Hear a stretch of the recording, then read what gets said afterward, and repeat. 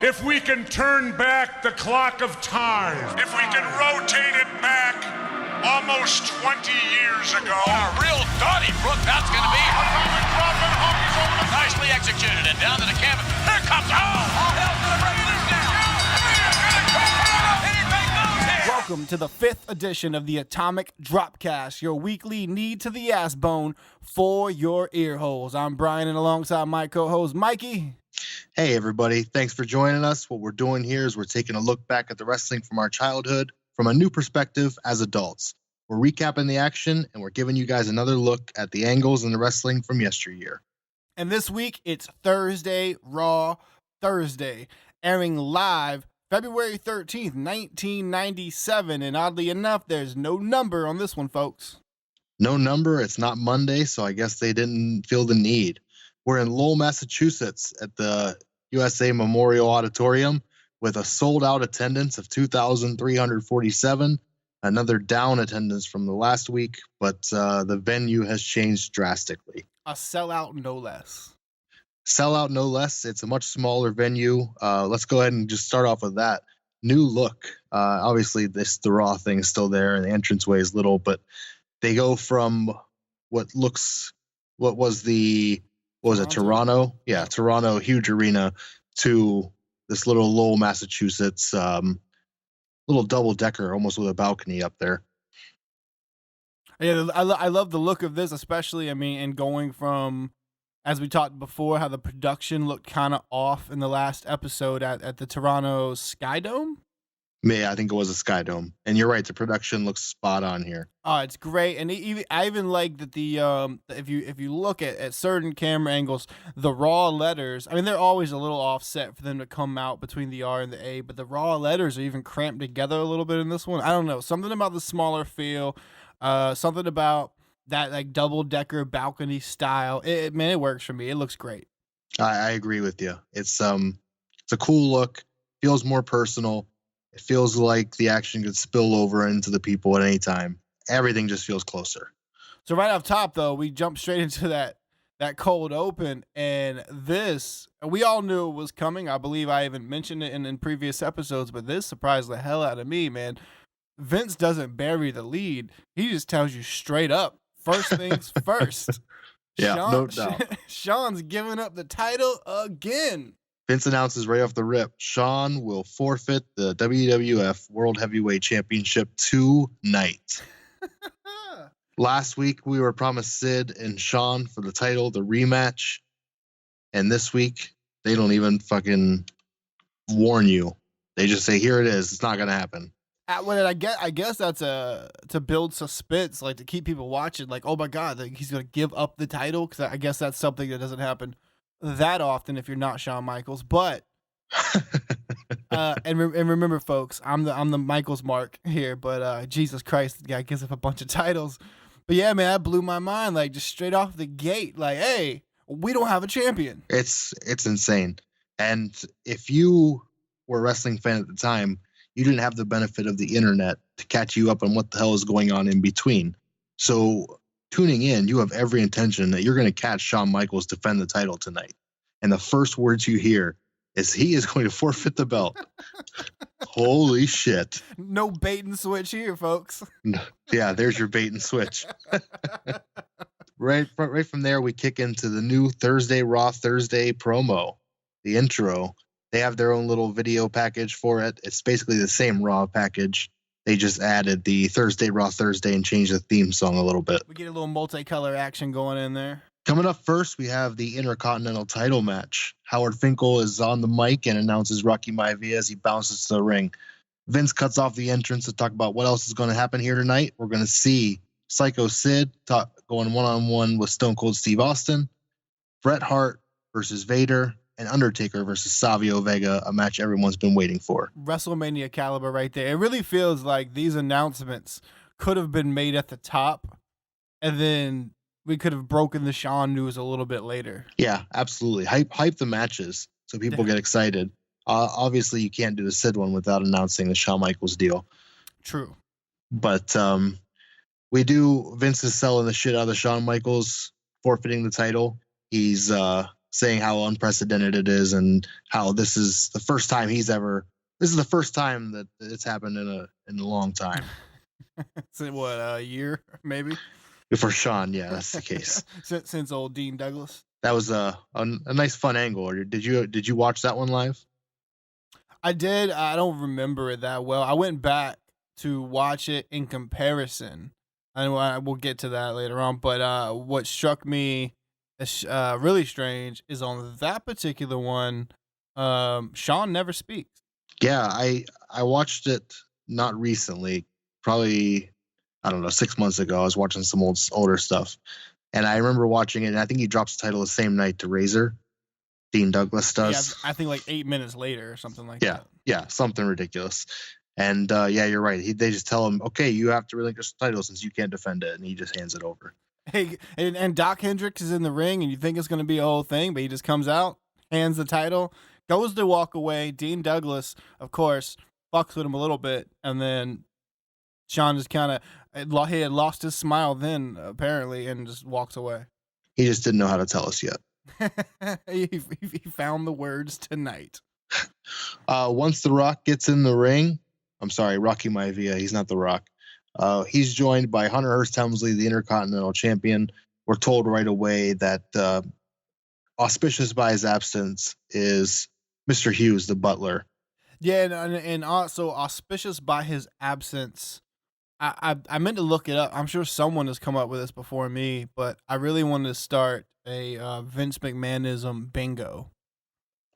Oh, there you go. Because I've seen some counters before, but I've never seen a bingo game. There are certain terms that man loves and will not let go of. I mean, like, and maybe for last episode, maybe make the center square like the really hard one to get, and it's crap, because I don't think I've ever heard Vince say crap except for last episode. Yeah, I didn't even notice last episode. When was he saying that? It's right after he's with Sean. Yeah. He just come back from the ring with Sean. And remember, they sell it early on that they're not at ringside; they're up in a skybox or something. So he when he just gets back, and I forgot. Go back and listen to the episode, folks, or go watch that episode. Yeah, Vince McMahon. I can't even remember what he says. I highlighted it in the last podcast episode. But yeah, he says something about that crap. Well, in this match, we get a surprise. Triple H and the Rocky go for quite a while. It's a pretty bad match, in my opinion. But at the end, we see Triple H mocking Rocky, who's on the ground and can't get back up. Triple H goes for the pedigree, and Rocky rolls him up for the win with a small package. Rocky Maivia is the new Intercontinental Champion on the first match on Raw Thursday. What'd you think? Ratings grab. Yeah. First things first, let's switch a title. Exactly. And give it to a young upstart. Yeah, beyond that, I mean, I actually, the match felt like it was going to be good because it was a really paced start, but they had some solid-ish wrestling in the beginning. But as soon as they came back from the commercial, it's like it just got super slow and shitty after that. Yeah, Rock can't get rid of the Samoan tendencies in his wrestling. I guess at this time he's trying to sell that. I guess he's part of they're selling the High Chief Peter Maivia deal. So I guess that's part of it. But he's doing all this stuff, and it's messing with me where he's wiggling so much before the punches, but I guess it just gets worse as time goes on, not really much better. Well, and for someone who I never saw High Chief Maivia wrestle, so no. To me, at this age, at this time, he just looked like a real, especially hair and all, other than not being barefoot, he just looked like a really bad Prince Ikea. Well, yeah, that pretty much sums it up. Prince Ikea in shorts, and that's him. Yeah. Right off the rip, you get the Rocky sucks chance from the crowd. That was pretty funny. Yeah, as soon as that hit, I was like, okay, this will be interesting moving forward, just to see how soon the Die Rocky Die stuff starts. Yeah, there you go. They did, like you said, they did some good wrestling early on. Triple H had a good spot where he did a bridge out of what was like a headlock figure 4. Yeah. And then he bridged out of it into an STF. It was pretty cool. So somewhere in there, right before the commercial, I found it just fun. just because, we all know what will come later. But JR goes on a quick little rant tangent, talking about how Hunter Hearst Helmsley is a cerebral opponent. Yeah, a cerebral champion. There you go. Yeah, cerebral champion. So later on, he uses them like in the mid 2000s. Doesn't he use the Monarch or the cerebral assassin? That's correct. Yeah, he becomes a cerebral assassin. So you're seeing that, and Jerry even explains what it means for all you idiots out there. It means he's a thinking man's wrestler. The man from Memphis. Yeah, he's explaining vocabulary, and he gets that over a whole show that he's from Tennessee. Honky Tonk Man shows up halfway through this and gets on commentary. Mr. Mac Man. Man, I really felt like because clearly he was there for a reason. He's in his gear and all that, but and he had his pompadour as high as it'll go. But I really felt like at the point the match was so damn slow that somebody in the back was like, "Damn it, Honky, go out there. We need something." I think he's working some gimmick where he's looking for a wrestler to manage, and to me, it's not coming across the right way. Not at all. It really is it's a distraction to the match that also makes the match feel longer. Yeah, that's exactly what it is. Honky is not exactly adding much. He's saying Triple H isn't good enough. Hunter isn't good enough to be his guy, but then he cheers him on. Yeah, hey, there's a lot of flip flopping in this. We'll see it more with King later, but there's a lot of flip flopping in this whole show. The whole deal, yeah. After the match, we get a generic babyface promo from Rocky to Doc Hendricks. I wasn't feeling it either. I'm so glad I won the championship. It's important to my family. I've been working hard. I'm glad everybody's watching, so on and so forth. I mean, damn, you just finished a match. I get it, you're blown up, but holy shit, is he blown up? He can barely speak. Yeah, he's dying. It's not The Rock we'll come to know, the master of the microphone. Yeah, no, not at all. There's a long ways to go before we get to The Rock. There's a couple tight gold chain turtleneck fanny pack combos before we get to that Rock. Nothing wrong with a fanny pack. I just told the woman I think this is the year it's coming back. You're on that Team Rogan then, man. Joe Rogan's all about bringing those fanny packs back. Is he? Yeah, same with the Bruce Pritchard show. He's got those dude fanny packs now. Yeah. Well, somewhere there's an infamous picture that went around a couple years back. It's gotta be just post Maya Villa, but early. Maybe going into Nation Domination Rock, and it's him in the. I know exactly what you're talking about with the fanny pack and the sweater and then the tight ass gold chain. Yep, I know exactly which one you're talking about. Very infamous on the interwebs. We'll post that up on the Facebook for everybody. There you go. If you haven't seen it. After that, we go to commercial. We come back to a Final Four pay-per-view promo. It is this Sunday, which means, folks, that this is the next show we will be covering. Next episode of the Atomic Dropcast will be covering the Final Four pay-per-view. In your house. In your house. In your ears holes.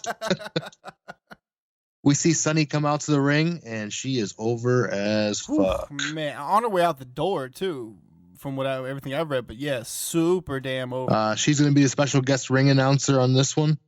And Jerry Lawler starts dropping the heat. She must have a fever because she looks hot from here. I don't know what the 7 wonders of the world are, but Sunny has 2 of them. Yeah, I missed that. I guess I was like going back to my notes or something. But yeah, I heard the beginning of that line and assumed I knew the rest of it and didn't listen. As soon as you say something about she should be one of them, I didn't get that she has 2 of them. From there, we cut to the Western Union Slam of the Week, the fastest way to send money in the United States. I think PayPal would have something to say about that today. Man, Western Union is all in on the WWF at this time period.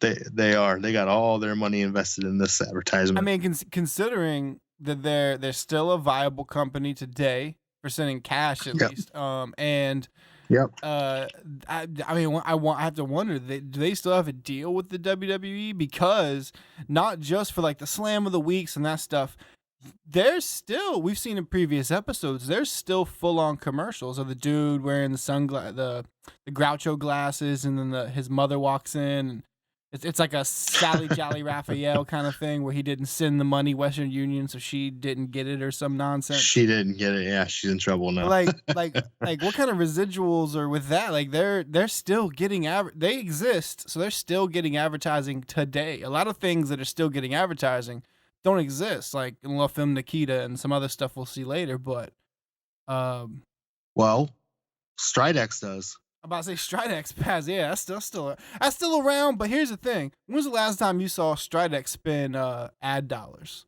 No, not at all. They're just in the store. Yeah, you just know it. You see the logo, like, okay, that's a thing. And Karate Fighters didn't really make it.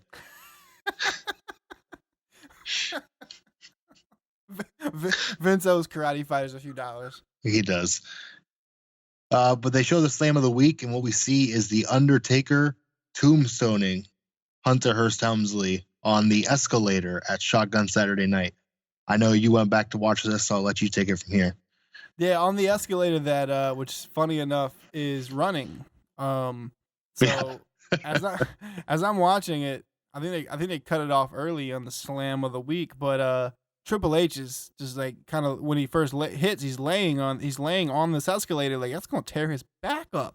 Yeah, that's the main reason I went looking for it. I remembered it because it was live from Penn Station, which previously, what was Shotgun Saturday Nights had been from clubs or like bars or whatever, and that's we talked about before. That's why they were using the smaller ring. I think 16 by 16 was kind of the consensus. Yeah, and they've got that here as well. And there's no seating, standing room only, because it's literally down that escalator or the adjacent stairs. Yeah. is the like you're 3-4 feet from the ring, give or take. Vince and Sonny are on commentary for this one, and Jesus, does she suck at commentary. I can't imagine. She's not the best ring announcer. I don't even have any like specific things written down about that. It's just bad. Oddball thing. So Triple H arrives in a limo out front. Okay. Gets out, and he's ran up on by Todd Pettingale, who has some mic problems. He's trying to interview him. You get a little something there, but it's nothing. But Triple H does get a nice little heel line off about that.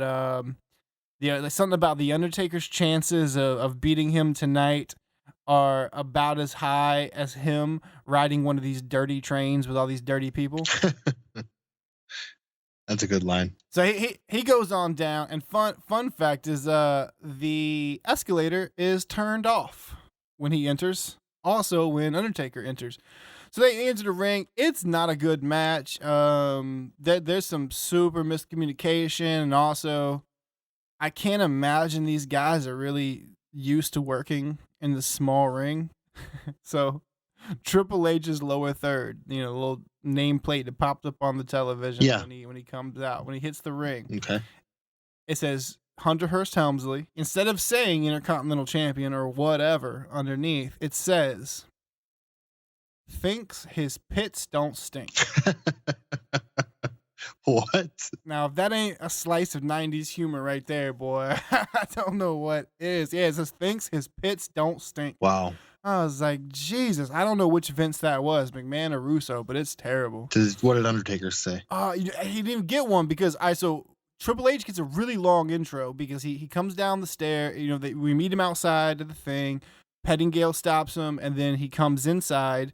He goes down the stairs adjacent to that escalator, and then when he hits the bottom, another interviewer with a microphone jumps out with a camera right there. And you hear none of it. Yeah. You don't get that camera angle. And Sonny says that it's that's Entertainment Tonight, that they're doing a piece on her, and asked if they could talk to a few of the wrestlers. But you can't hear him. You can't hear Triple H. You don't know what's going on. And then he goes on to the ring. Undertaker comes in pretty quick. There's no lights. I don't even think there's any music. And he kind of barrels straight through the crowd. I believe he goes down the escalator, tears down some caution tape, and then goes straight through the crowd. Gets in the ring just to wrap this up. Taker has him beat at some point. And then Hunter hightails it. Taker makes chase. And the match, I guess, is a double count out. And what I watched, they before the video cut off, they moved on to the next thing, and there's never any official ruling. This was not a no DQ match or anything of the sort, according to what they announced. So as far as what you saw, Undertaker tombstoning him up there, to give it some context, the match was just done by the time they got up there and did that. And I don't know what the fallout was, but yeah, that's the awesome action you're getting live from Penn Station on Shotgun Saturday Night Live. Check your local stations because it's on syndication. And you know somebody in that damn office pitched Shotgun Saturday Night Live. We can confuse some TV guide readers. Well, they said it was on after midnight, so they can do whatever they want. Oh, that could be short of nudity and ridiculousness. Oh no, there was some ridiculousness. Oh, lots of ridiculousness, but you know what I mean. Cutting back to Raw, we got Sonny announcing the Headbangers for their entrance. Mosh and Thrasher, the Headbangers, are coming to the ring, and they're going to go 2-on-2 with Aldo Montoya, the sexiest Portuguese accent I've ever heard from Sonny. And Bob Sparky Plug Holly. What do you think of the Headbangers? I think this is their Raw debut as the Headbangers. Yeah, man, I like them, but there's so many problems with everything that's going on here, including with them being the heel. Yeah, but yeah, it's they couldn't even, between Sonny and Vince, they couldn't even decide if it's Mosh and Thrash or Mosh and Thrasher. It was Mosh and Thrasher throughout the whole thing, and then at the end, Sonny just fucks the whole thing up. Okay. Moss, your winners, Mosh and Thrash, which I laughed loudly at. I thought they were great. And maybe this is because I'm remembering how they were, past this later on, but with their antics and whatnot, and like the kind of devil may care, fun loving kind of stuff they're doing, like, why are they the heel? Yeah. Just because they're facing Bob Sparky Plug, biggest face of all time. Early on here, there's some pretty, like, it starts out all right, but there's some pretty blatant miscommunication that results in some weird reverse Irish whips between Mosh and Holly. Yeah, that was really bad. Mosh tried to Irish whip Holly. Holly tried to reverse it into the ropes. They both got caught on the ropes at the same time. And then somehow eventually Bob Holly got sent across and Thrasher drops a knee on him from outside. Yeah, that whole exchange is just really clunky. I'm assuming it's a deal where they're overexcited to be on Raw finally, and then things just because it kind of starts out that way with a lot of mess ups, and then I think it gets a little smoother as it goes on. Yeah, well, I wonder too. I mean, given that Holly is clearly the veteran here, but the Headbangers are the heels. I wonder who's calling this match. Yeah, I don't know. I would assume it's got to be Holly, but I don't know. I mean, Glenn Ruth, Thrasher, has been wrestling since 1990, so he's not necessarily a rookie. Little known fact: he's actually was in 1993 and 1994 was an ECW, the original Eastern Championship Wrestling that would become Extreme. Really? Oh, yellow and blue ropes. Yeah, and it was kind of a takeoff of what this would be. He was kind of playing like a goth. He had long hair at the time. It was like a gothic metal kind of guy. He had like the black paint on, but he was much bigger at the time. It's kind of crazy looking back and seeing that, and then seeing him here. He's in much better shape here. Especially for this time period. I like the gimmick in that it's a gimmick that's not a hardcore gimmick. But at the same time, I did notice like, it's kind of like grunge 5 years too late versus cartoon character. Yeah, they're trying to go past grunge, I think, and just try to enter the metal deal. with the headbangers. Mosh is doing the spitting gimmick, which is getting the crowd over big. Crowd's grossed out by it. You see it where he spits in the air and then catches it back in his mouth. They kind of kill it because they go to commercial, but Sonny and the ref are like running from it. Yeah. which really sells it, even though he spit it straight in the air. But then they fucking cut to commercial, like right there. Yeah. And maybe they don't want you to see it on TV. I don't know. That's possible. This is not Shotgun Saturday Night Live. No, not the extravaganza that is. This is not Penn Station, sir. Obviously, this match was intended to get over Mosh and Thrasher as they're making their debut. They get over some pretty cool tag moves. They do a self suplex from the second rope where Thrasher picks up Mosh and drops him on Holly. They do a powerbomb leg drop combo. It was really nice, really good timed. Yeah, no, I dug this. I agree. It was definitely to get them over. Holly and Montoya were just filler. They were just in there because they were apparently there. But does this get them over the way it was supposed to? Like, it doesn't get them over as heels. They to me, they leave that ring as budding fan favorites. Yeah, I don't know if it's supposed to be a jobber match where they just beat them and then be done, but I don't know. Aldo and Holly got a lot of offense in, so probably not. They did, and especially if you consider the time. This is a 5-minute, 43-second match. Yeah. Which is short, actually, for this Raw. Very short, but still feels like an eternity because the commentary does almost nothing except talk about Shawn Michaels forfeiting the title. Shawn Michaels, yeah. Yeah, it was ridiculous. This throughout the show until we get there. And then even after, they talk about it throughout.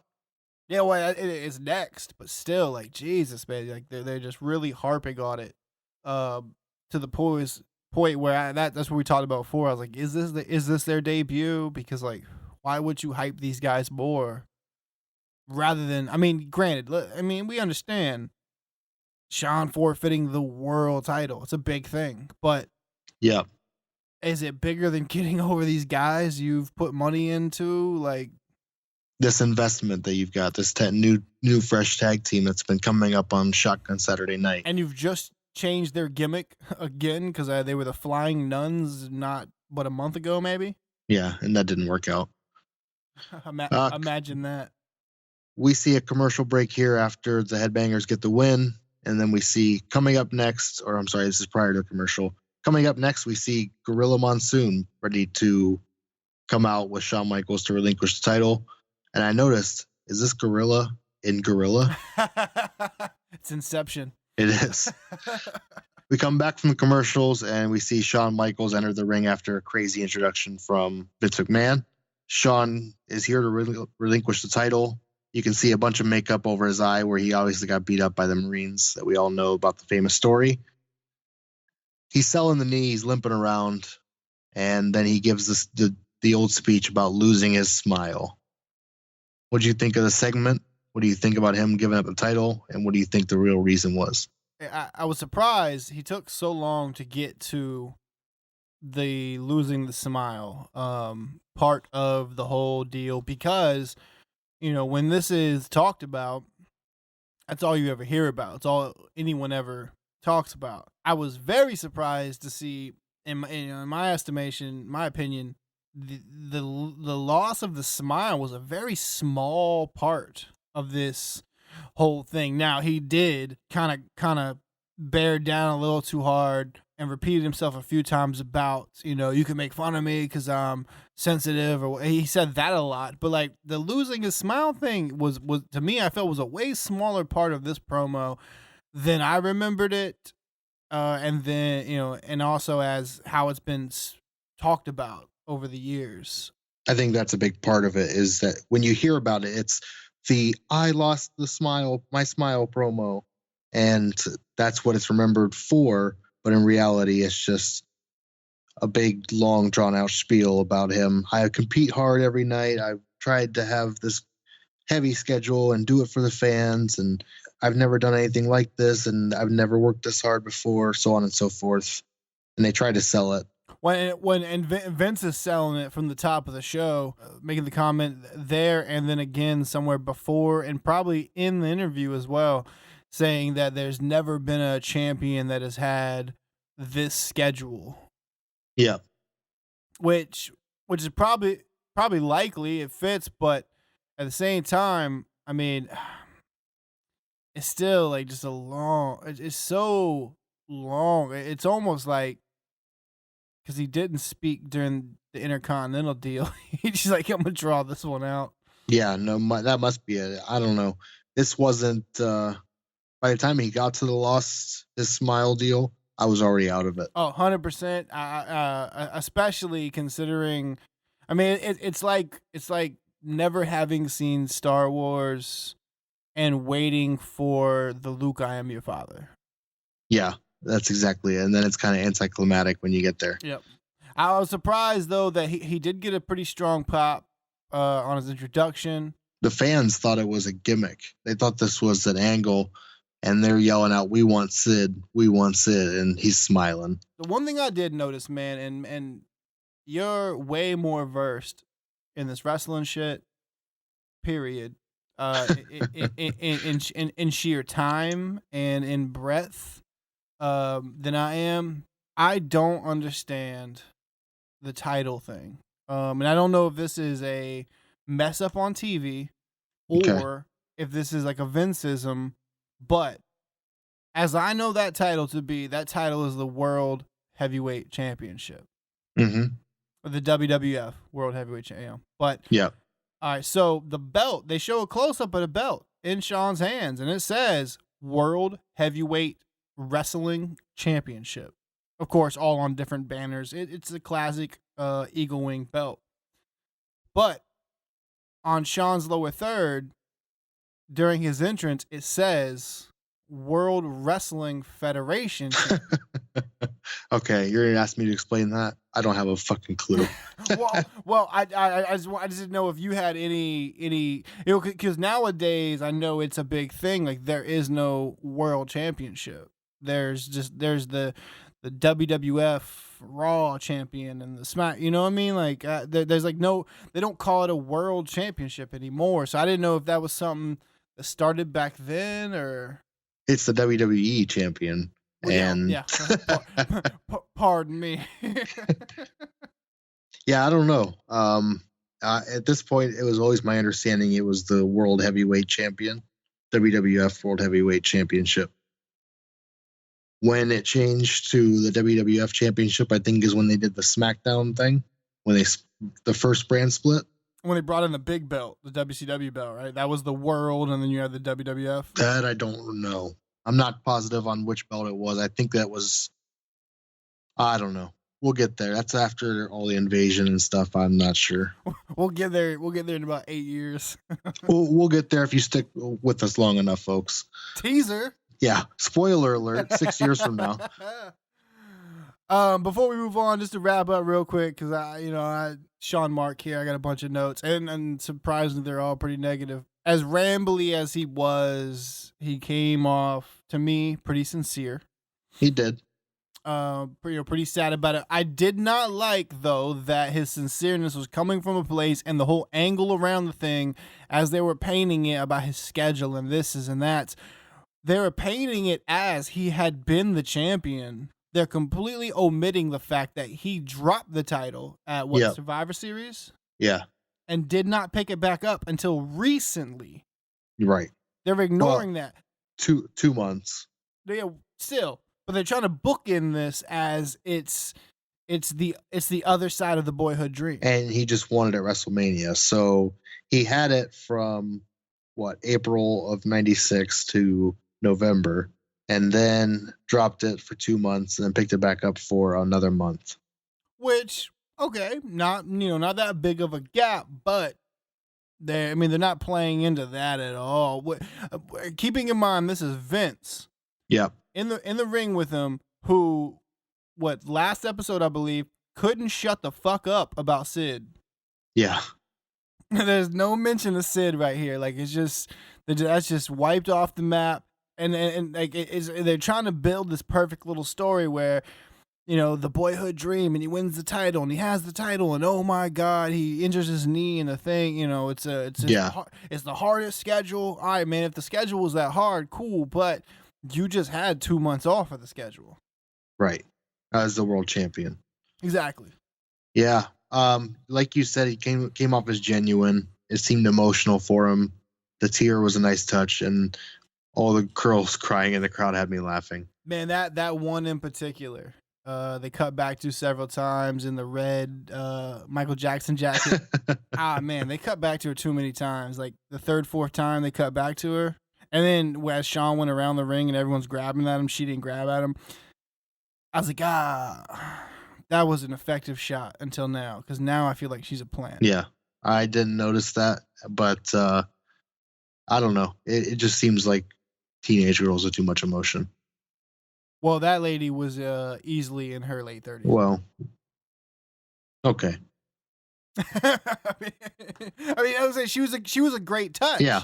Until that moment where everyone can't control their emotions, and most people are slapping his hand, and some people a little too vigorously. But then you have some actual prepubescent and teenage girls just lunging out at him and grabbing him, and he should kind of pull away and still feign that he's actually hurt his knee.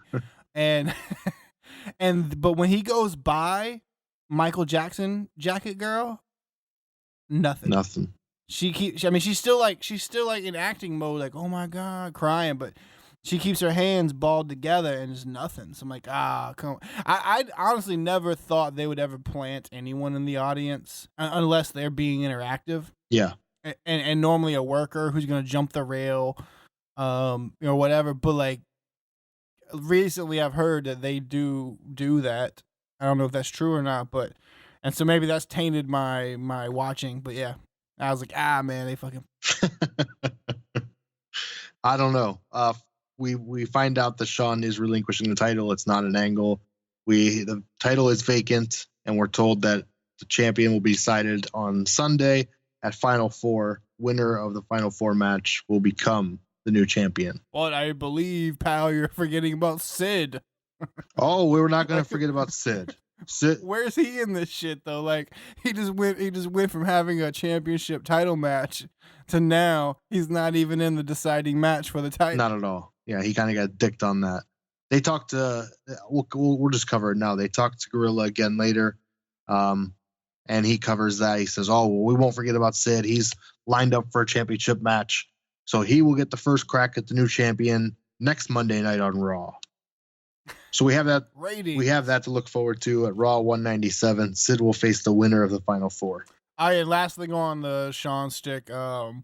This is where King earlier in the night was talking mad shit, doing his normal heel gimmick toward the newly face-ish Sean.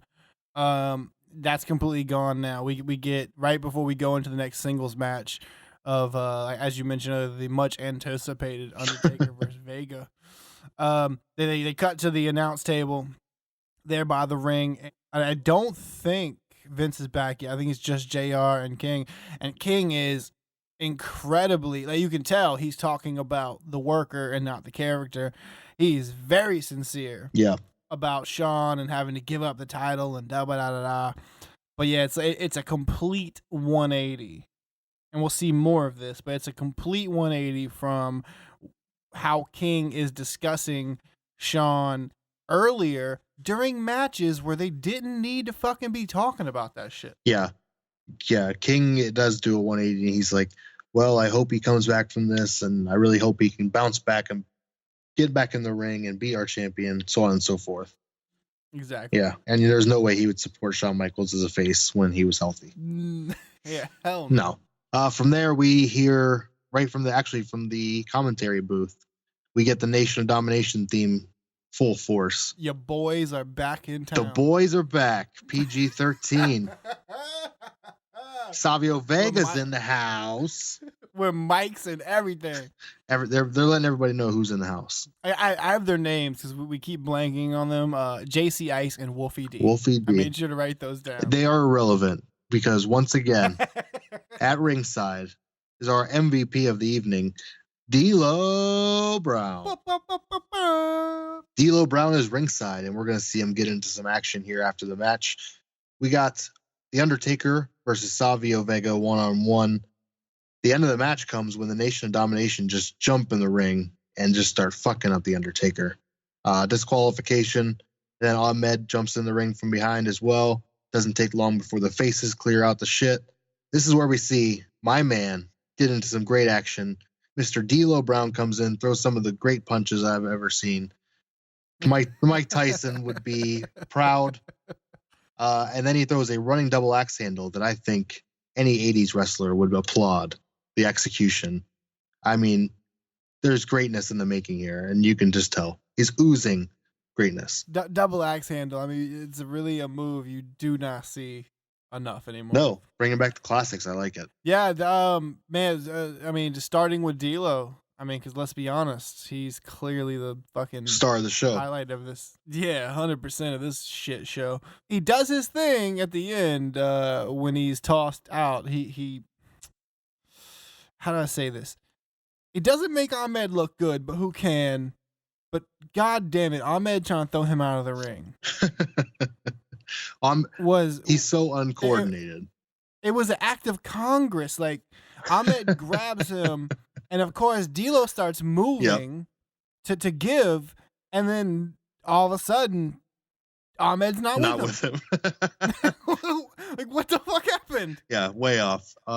Something I see with Ahmed a lot, and I think it was what was happening at the Royal Rumble when he was swinging that 2x4. He just gets overexcited, or he's just so uncoordinated and his timing is off. So uncoordinated. And D'Lo even slows. D'Lo slows, and Ahmed catches up, and even the way he's sent over the ropes, it looks like shit. He does his best with it. The man's wearing a full fucking suit and takes a decent bump, but good God, the old red and brown machine didn't do him any fucking favors. The old thong master. Fucking wedgie king of the ring. That's it. What'd you think of the match overall? Oh man, shit show. Yeah. Shit show. One of the first things I noticed is early on in a hard camera kind of close up of Savio.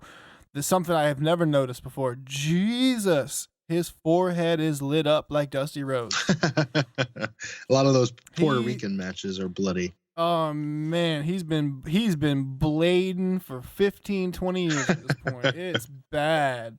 I thought you were supposed to cut across, not up. Jesus. And one of my biggest things is the Undertaker, the leg drop. It's supposed to be like, I think it's supposed to be a leg drop over the back of the neck. The rocker dropper. Oh, it's fucking what bad. Yeah, ouch. And he knows it's bad because for a worker like the Undertaker, the following clothesline is the softest clothesline I've ever seen a man throw. Yeah, you can tell it was a messed up spot, and he got up pretty quick to run over and grab him and pick him up to make sure he was all right. You say what you will about him being a main eventer and being this great character. He let Savio get his shit in. Oh, 100%. He sold for him. He did everything for Savio, and vice versa. Savio sold the shit out of all of Undertaker's moves.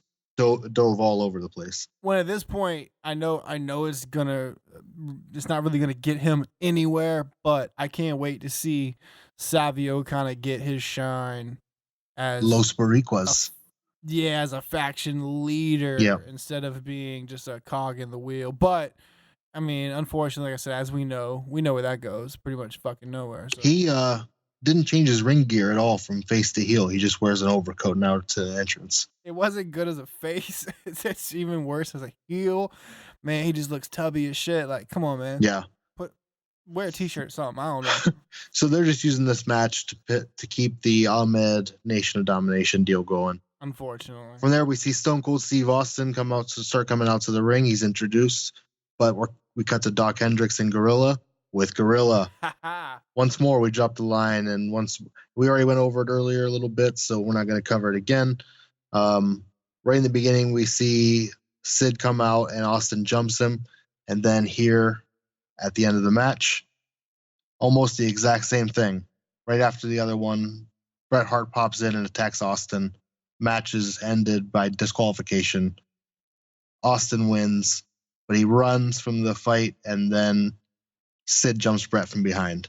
Yeah, this kind of. I mean, granted, we got a title change up top, but and then the whatever uselessness of Headbangers versus Jockstrap and Sparky. It feels like the way wrestling used to get painted to me by most people who didn't watch it, in the sense that why watch TV? Nothing ever happens. No titles ever change. And then there's not even finishes of matches. Matches are broken up. And it's kind of that feel. This match wasn't the worst, but the biggest thing that stuck out for me is, holy shit, are these two so fucking mismatched? The worst thing, I mean, it's a 3-minute, almost 4-minute match before Sid's wins by the DQ. But the abdominal stretch, he doesn't quite have it. I like Stone Cold, I really do, but Jesus, man, I don't buy it. I don't give a shit if you're grabbing all 3 ropes. It doesn't work on a man that big. Like, physics dictate. Yeah. That didn't work. I was a fan of most of the match because I love brawling. And so when they took it outside early and they're fighting back and forth quick, I love that shit. And they're just throwing punches, kicks, punches. Early on, Sid goes for the choke slam, and Austin just kicks him right in the nuts. Gets him on the ground, kicks him in the nuts again, and then rolls out of the ring.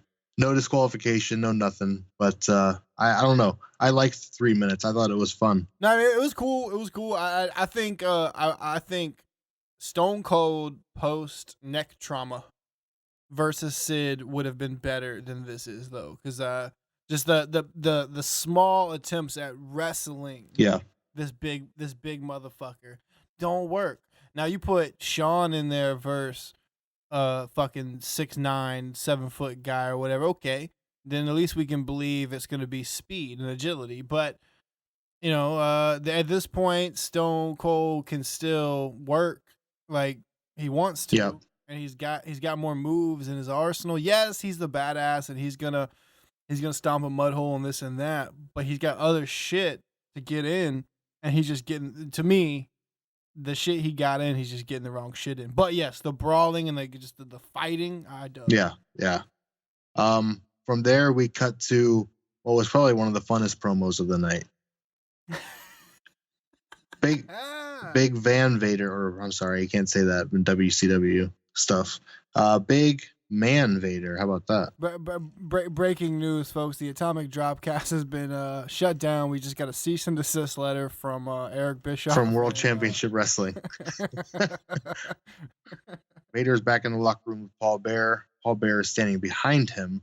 And Vince McMahon and King are interviewing Vader via commentary. Which, I want to note, compared to last week at the Toronto Sky Dome, the audio does not change in the commentary, leading me to believe they just didn't have cords long enough to do the shit proper at the Sky Dome.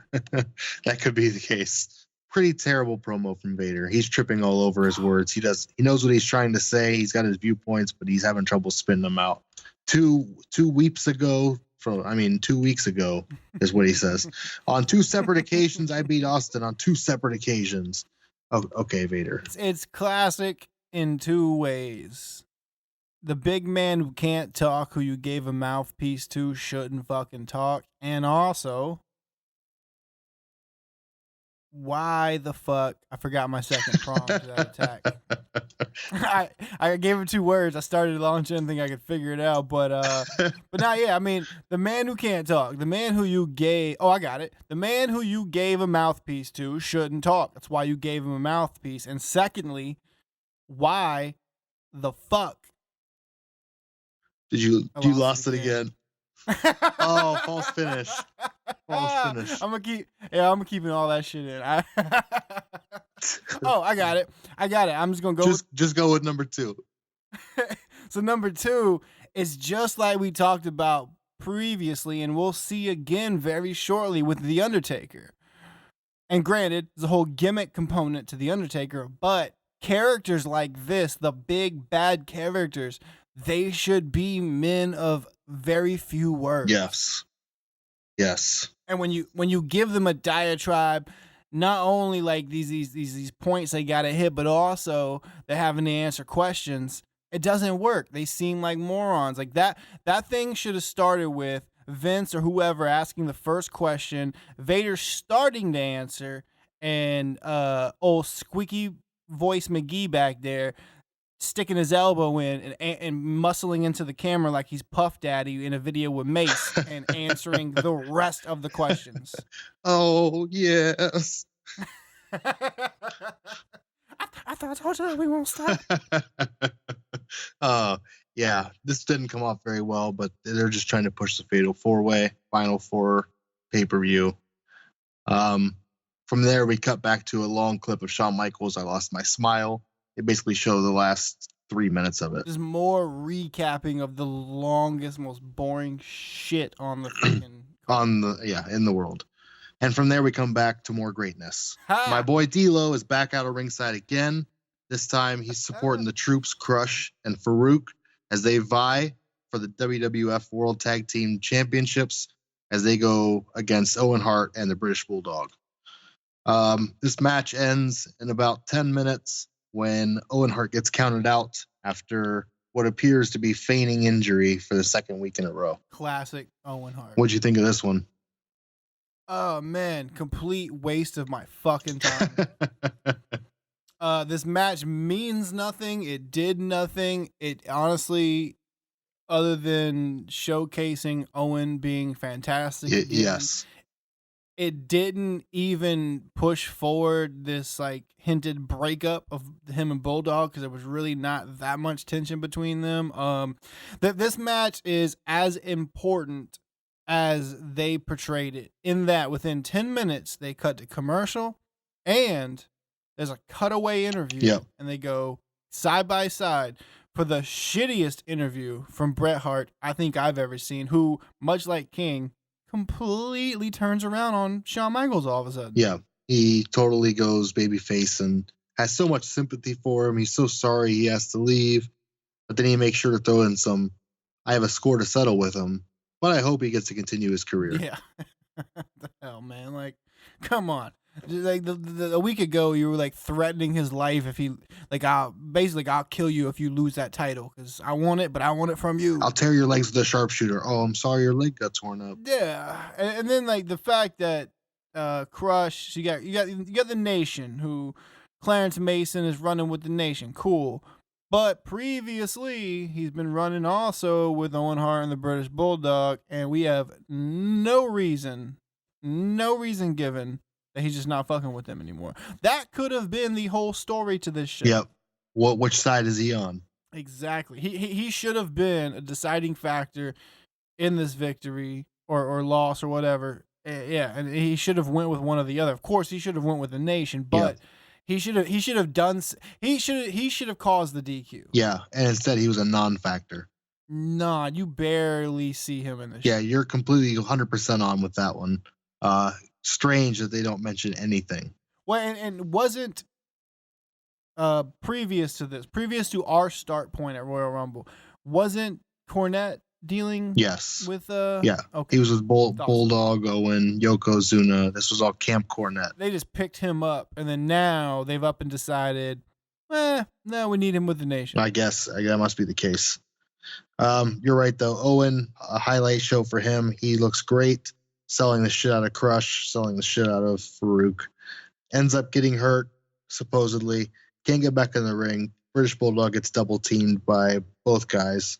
Eventually, Davey Boy gets up, gets out, and then helps carry Owen to the back. I'll say, too, when it comes to taking a powder, it's got to be tough to determine exactly how you're going to land. He makes sure to land on at least 1 foot. Yeah. To then sell that knee. Yeah, it looked half bad. Yeah, it looked a little shaky. Like maybe it was for real. Yeah, it was pretty rough match. Even during the interview, they just went into rest holds. Probably by design, but that just extended it out. I will say too. One thing I noticed. I think this is, so far from what we've seen, this is the it's on Bulldog. This is the softest dominator Yes. we've seen yet. Yes, by far. It looked at least painful dominator. He lets him down very easily here. This is no Bart Gunn dominator, folks. No. Crush also with 80s mannerisms. He's doing the Hawaiian gimmick just like The Rock was. Yeah, which, I mean, Jesus, like, you change. I don't understand. You changed the man's clothes. Can we just, I mean. I almost expect him to run in place before he shoots off into the turnbuckle. Just speed up his legs. Well, I mean, at least we didn't have to suffer through a heart punch. I don't. No, we did not. Thank goodness. Yeah. Owen and Bulldog retained by DQ. Kind of inconsequential overall, except for the fact that D'Lo Brown got more airtime.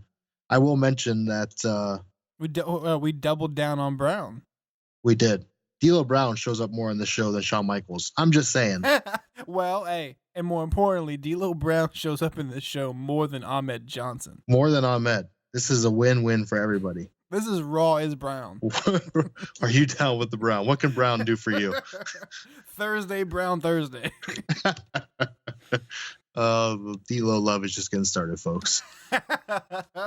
Just wait till that head starts whacking. From there, we cut back to another promo for the Final Four pay-per-view. It is this Sunday, folks, which means it will be our 6th podcast. So stay tuned for that one in your house. I'm excited for it. I only know about 2 of the matches that are on the show, but I'm pretty hype about it. Yeah, I think I know 2 as well, which brings me to a point, jumping back to that tag real quick. This, I believe, other than the Royal Rumble, is our first episode not featuring the world famous Can-Am Express. Oh, wow. Yeah, they're definitely not on the episode, thank goodness. Not at all. I guess Crush and Farooq needed the payday more than Furnace and LaFont. You could say they yanked them from the show. Pour some diesel on it. Oh man, now we're trying too hard. Yeah, that's the best shit. From there, we cut to the main event: Vader versus Bret Hart 1-on-1.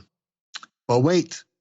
Before the match starts, the lights cut out, Undertaker's theme kicks in, and he is at the entrance ramp with Doc Hendricks in what appears to be a collar lock. Yeah, what the fuck was that? No, he's just got him by the suit. Well, yeah, I'm saying, but like, what the fuck was that? Like, I guess he just needed a microphone, and Doc Hendricks had one, so he drug him out there with him. So he took him with him. I mean, yeah. Have you seen how people have to slide between the R and the A to get out there? Like, you gonna bring someone with you? It wasn't easy for Michael Hendricks. All they had to do was start the thing, like, cut over there with Doc asking him a question, and then go from there. But they didn't. Or hell, I don't know. Just have the Undertaker come out and fucking talk. Yeah, you don't need Doc at all. Undertaker comes out, gives a pretty corny promo. I mean, I guess at the time it's a shtick. Creatures, I hate to interrupt. He just talks about how he's going to win the Final Four match on Sunday, how he's going to be the new champion, and how no one in the ring's going to stop him. Which, like we talked about before, I mean, I'm all for his shtick. I'm all for his, him pushing his gimmick via his terminology and whatnot. But for that to sell, for that to work, you have to stick with it 100%. Yeah. Never use any like super regular terminology, and also keep it short. Yeah, it wasn't short. It was not. It was fucking rambly. Yeah. And then in the end, he tells them they're all going to rest in peace, of course. Which after, if you keep it super short, boom, boom, boom, boom, rest in peace. It's great. But when you ramble and then lead into the rest in peace, and also on your face telegraph that you know the crowd is going to go with you, but then you still can't keep with the crowd. No cadence. No. Cringeworthy is all I can say about it. Yes. Bret Hart ends up winning this match. Vader goes for a moonsault, misses, and Bret rolls him up for a pin. I think it's the second time we've seen that finish in the last couple weeks. In between these episodes, I watch so many different things and clips. Yes. I have a tough time remembering like what happened, and Yeah. we're not doing these every day, so it's a couple days in between. Exactly. I mean, I'll say, man, my biggest thing with the whole match was it was a shit show. It's a 5 fucking minute match when we just had 8 minutes of Taker and Vega. We had a 10-minute fucking tag match for no goddamn reason. It was not a great match. I don't think Vader and Hart is a good match anyway, but Yeah. that aside, I'll say the Vader, missed or not, I it probably should always be missed, but the Vader moonsault is fucking impressive. Oh, no doubt. It's a big man. The only one that's even close, which is not, would be Bam Bam's. But Bam Bam's is more of like a, I don't know, like a twisting deal. Vader goes end over end, and it's fucking nutso. Yeah, it's crazy. If you've never seen it, folks, please go find one. And he's hit him before. Yeah, 100%. And it, like, can you imagine taking that bump? Like, no, I would be terrified of that one. Yeah, I'll take the bonsai drop. Yeah, I'll take the Vader bomb. Bomb, bonsai, anything, any of those big guy middle rope things before I take a damn 400-pound moonsault. Ooh. Yeah, no way. Overall, what'd you think of the match? You said he's not very good with Brett and Vader, but we see Austin come out here, and somehow the match is not thrown out. Yeah. Well, and then all right, so that's my big beef with the match. So Austin comes out and there's that whole thing, and then he's gone, and then he's back, and he's up in the in that second tier, that balcony we spoke about before. Yeah. Here at the lovely memorial, what the fuck ever it is. And it's just fucking it's stupid. Here's my thing, man. Maybe I'm too rigid on heel face, but I don't dig a heel distracting a face and then the face still winning. Yeah.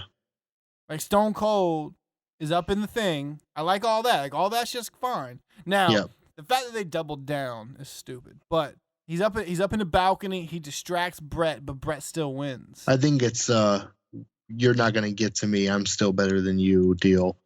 Brett's the best there is, the best there was, the best there ever will be. For what we know about these people as people, that to me that feels like Bret Hart fucking being Bret Hart and Vader being a pushover. That could be the case. I don't think Bret Vader is a good matchup in the same way I don't think Vader WWF is a good matchup or Bret Hart WCW is a good matchup, you know? Yeah.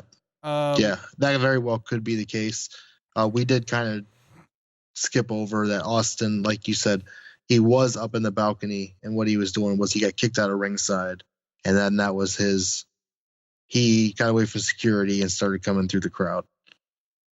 Which that for him, it works. It's great. It puts Austin over like crazy. Yes. But at one point he almost climbs over the barricade, and that was pretty funny. He's got 1 foot over. Like he's just gonna jump over and run to the ring. That's right. I think you do that right at copyright, right? Yeah, right at the end. Yep. That's. I mean, it's completely feigned bullshit, but awesome. Yeah, it's a good way to close out the show. You see Austin trying to jump from the balcony to get to Bret Hart. I just feel like going into a pay-per-view like we are, Bret should have took the L just to put more doubt.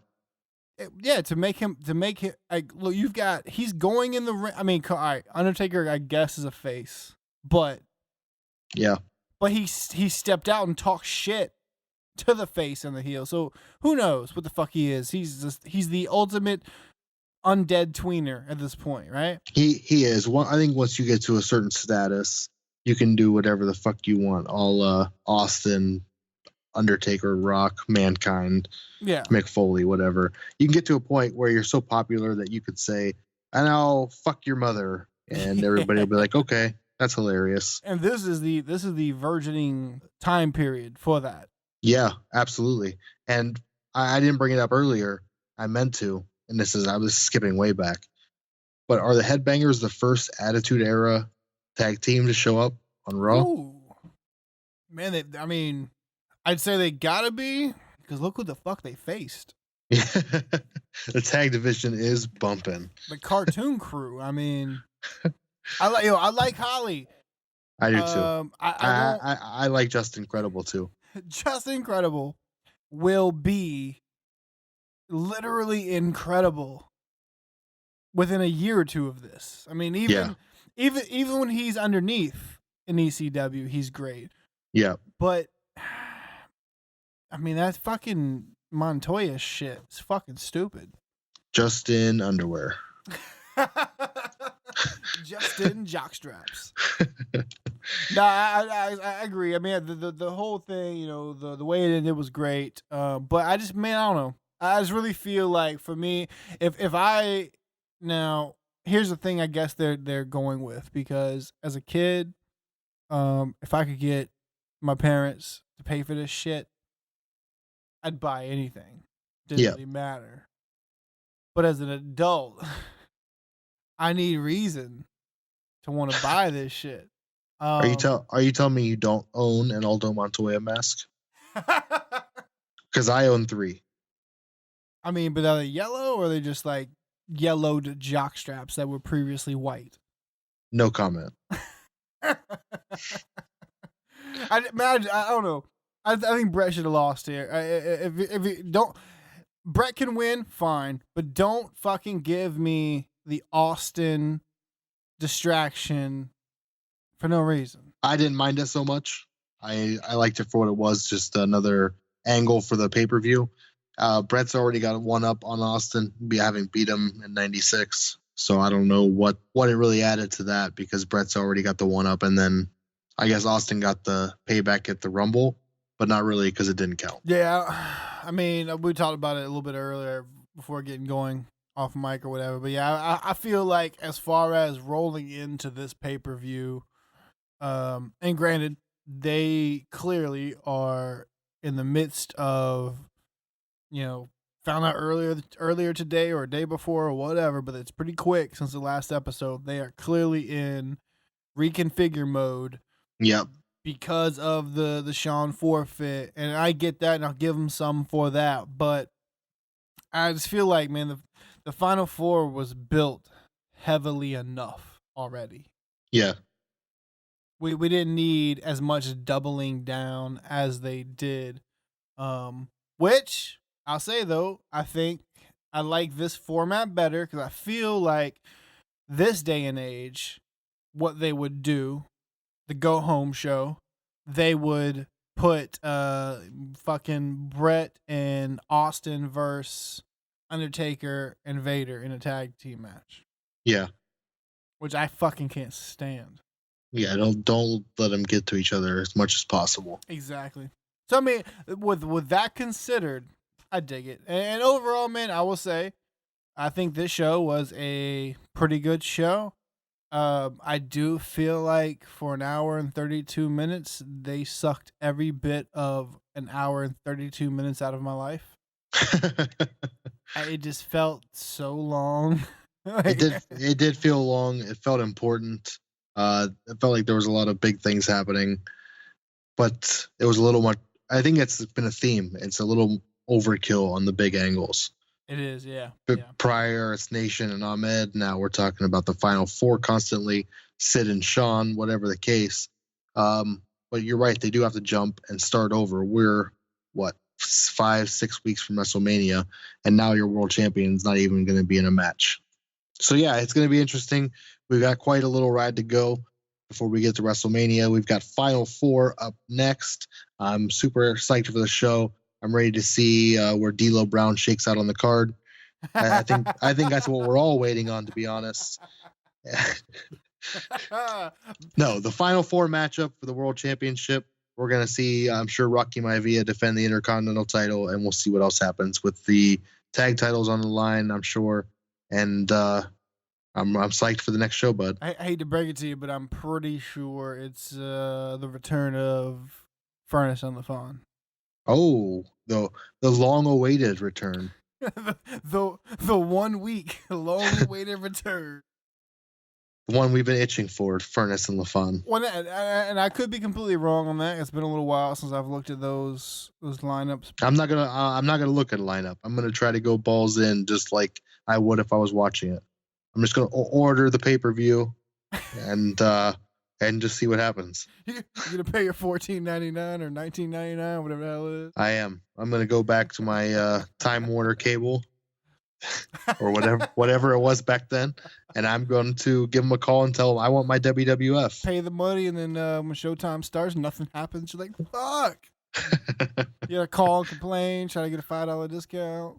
That's it. $9.99. I tell you what. I think as human beings, we have a very specific and super weird and odd inclination toward nostalgia. And if we didn't, why would we be doing this podcast? But those times, man, pay-per-views just seem so much more important because you had to go through hell and high water to get them. Oh, and then when you got them, then the cable company they fucked it up and it cut out early or it late cuts out, and then you got to wait for a rep to show up, and then they fix it on your box somehow, and then it was nuts. The Royal Rumble '97 was the first pay-per-view my family ever got, and it was awesome. That is a childhood well lived. So. Yeah, and we're gonna get there. This has been a fun ride so far, and we're only a couple deep now. We're only in February, and we just started in January. February 13th. We got some time to go. We got pay-per-view number 2 coming up, and then we're looking at WrestleMania. The big one. Yep. We're gonna see some big matches at WrestleMania. Guys, thanks for joining us for another episode of the Atomic Dropcast. Remember that we're not professionals. We're two guys who like to get intoxicated and get on the air. Bong. Thanks for listening to the show. Make sure you check us out on Twitter, Facebook, all the places. Catch us on iTunes, Stitcher, Google Play, all the things. We're everywhere. We're blowing up. Hit 'em, Brian. Drop some knees on some ass.